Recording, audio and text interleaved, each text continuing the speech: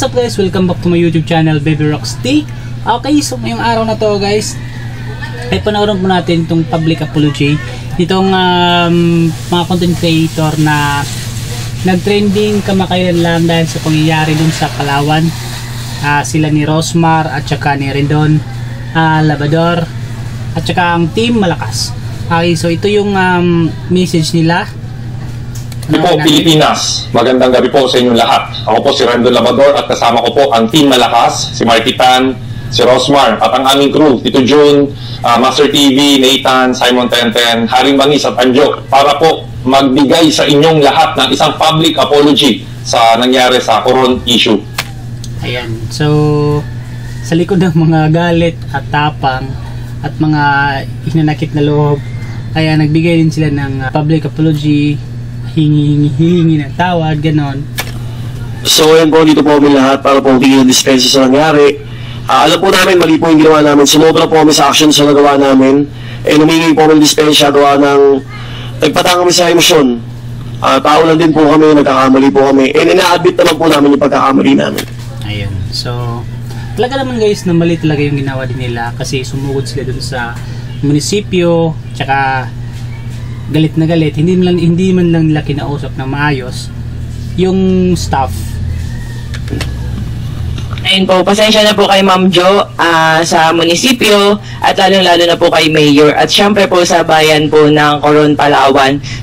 Sorry po talaga. Yan, may mali din naman sila dito guys. Mali din sila na biglaan yung galit nila, nilabas kaagad yung galit nila, hindi naman nila kinausap ng maayos yung crew o kung sino man yung may pakanang lahat ng yun. Na parang pinost ko na never again Coron, hindi ko po sinasadya na i-generalize po kayo. Nagpadala po ako sa bugso ng damdamin at yun po yung pinakamaling nagawa ko. Tama po. Dapat din naman guys, no, kapag merong mga pangyayari na dapat pag-isipan mo muna mabuti bago mo gawa ng action. Hindi basta-basta na susugod ka kaagad, gagawa ka agad ng mga iba't ibang mga kilos.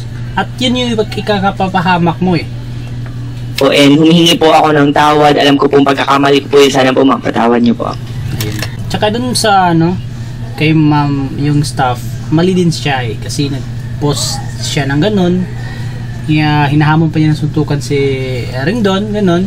At gusto ko rin pong linawin na pumunta po kami doon sa munisipyo bilang hindi isang celebrity, hindi bilang isang influencer, at hindi bilang, hindi bilang Rendon Labrador, Rosmar, or Marky Tan na nagreklamo. Pumunta po kami doon dahil bilang isang Pilipino. Yun. Tama yung sinasabi niya dito. Simpleng tao na nasaktan sa nangyari dahil sa isang comment ng isang public servant. Oo nga guys, no, kahit na sino naman talaga sa ganung pangyayari, sa ganung komento, sa ganung post, masasaktan ka talaga.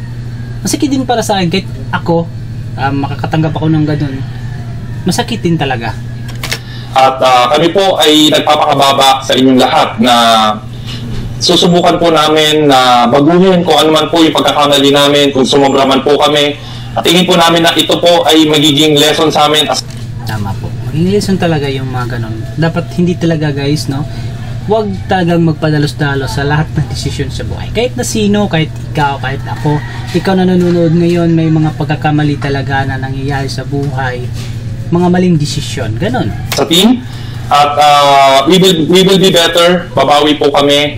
At hindi po ito magiging hadlang sa advocacy namin na makatulong at makapagbigay ng inspirasyon sa lahat po ng taong nangangailangan. Diyan ako believe sa Team Malakas eh. Kahit na dumana sila sa ganitong mga problema, sa ganitong mga pagsubok, patuloy pa rin sila na pagpatuloy yung pagtulong sa kapwa. Magaling din naman. Pero may mali din sila dito guys, no, di ba? Ang Team Malakas po ay magpapatuloy at hindi po kami titigil sa pagbibigay ng kasiyahan, charity sa tao. Sa mga tao. Ayun.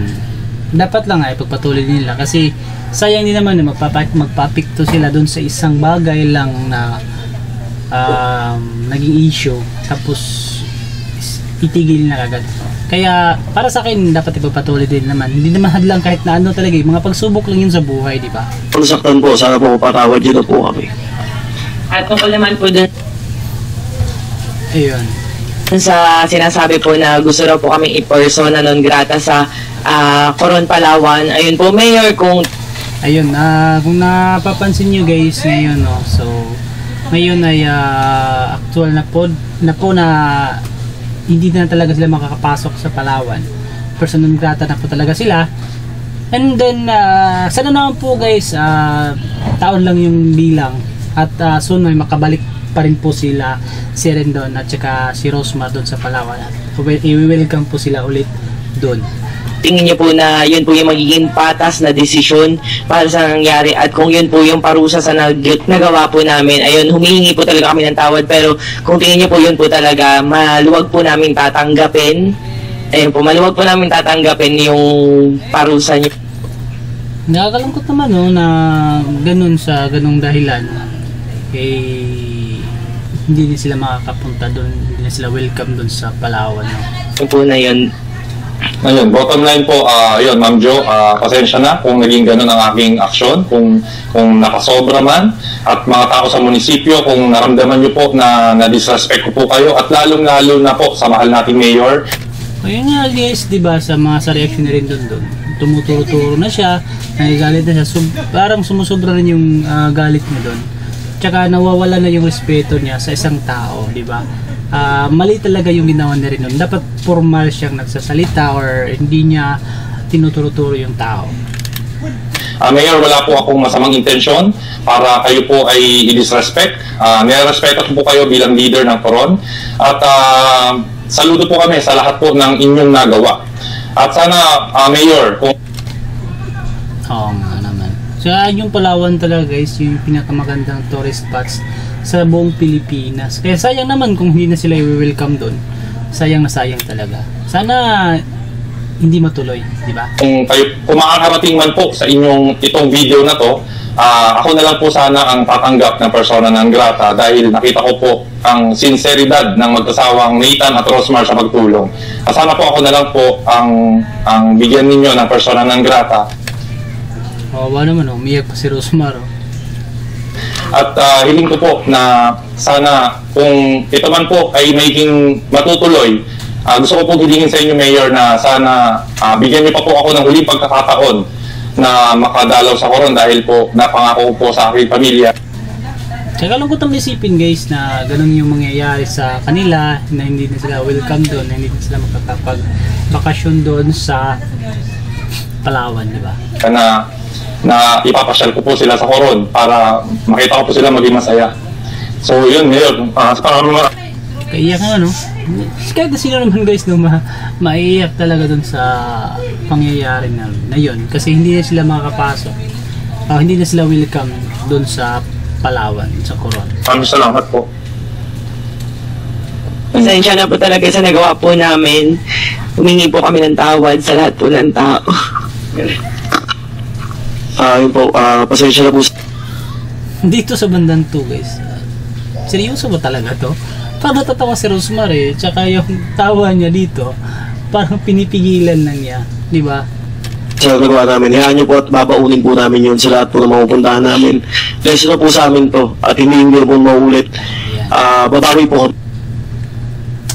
Yun guys, yun yung buong detalye no, nitong pag-public apology nila ni Rendon Labrador tsaka ni Rosmar at tsaka ang team Malakas, no? So yun, sa lahat po ng mga content creator no, na nanonood ngayon, or kung ikaw na nanonood ngayon, wag talaga guys, wag talagang magpadalos-dalos sa desisyon. Kung may galit ka o sa isang tao, dapat kausapin mo muna ng mayos, ikukonsulta mo kung ano yung totoong dahilan, kung ano yung bakit yung nagawa yun. Kasi wala naman talaga guys, no?